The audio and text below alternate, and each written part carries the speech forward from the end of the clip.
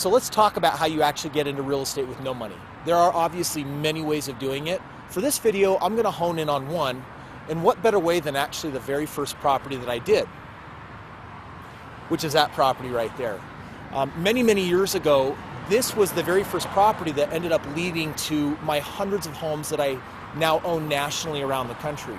And the reality is most of the real estate I buy, I don't use any money. In fact, I don't even use any credit. Eric, what about you? Do you think it's possible? I think it's possible. I think you can have like a bank can help you or something like that, I guess, or a friend, I don't know. But I think it's possible. On this very first home, I'm going to actually share with you a strategy though, where I actually used $3,000 that took me 14 months to save up. Now, why would I refer to that as a no money strategy? Well, typically in real estate, if you're going to put 20% down, that can be $30, $40, maybe even up to $50,000 that you need for buying a single family home below the median. $3,000 compared to $40,000, I'm practically going to call that no money. You could use a credit card, you could use mom and dad, a friend, you could borrow it, get a loan on it. It's a very small sum of money compared to the big game of real estate.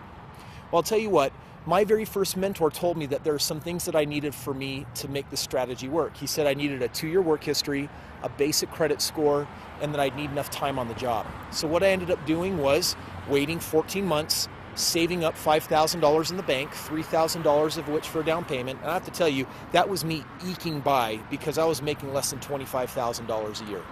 But 14 months later, I had established my 3 trade lines of credit, meaning 3 credit cards that I was responsibly using. And I found this house with the help of my mentor. Now, what makes this house unique, if you take a look at it, it's got a basement apartment. And this house was worth at the time about $150,000, and I bought it for $110,000. That's a $40,000 equity position. So the day I bought this house, I was able to rent the basement, have the basement actually cover my entire mortgage, and I walked into $40,000 of equity. Now, this house was bought with just a traditional FHA loan, which even less than average credit scores can qualify for. And so I bought this first house this way. I lived in it for 12 months, and even though it was my home, I considered it an investment because I bought it with that equity. 12 months later, I was able to harvest the equity in it that I could use it to buy this next house that I'm about to show you. This is the second house that I bought. One of the things that's great about this house, like my first house, is it also has a mother-in-law basement apartment, which essentially means that I was able to rent out my basement and have it pay for 80% of my mortgage. Now, how did I buy this house? Well, I got a home equity line of credit from the bank because of that huge equity position on my first house, and basically that's what did my down payment to buy this house. Now, my first house turned into one of my first official investment properties, paying me over $500 a month of a residual income, meanwhile living in this house, and you can see it's a significantly nicer house.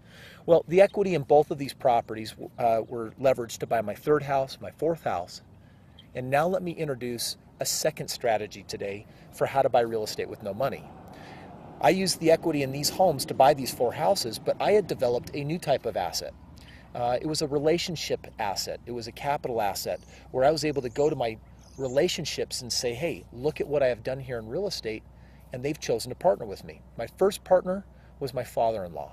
In fact, when I started buying my homes, I was so young, he thought I was crazy because I was a college kid.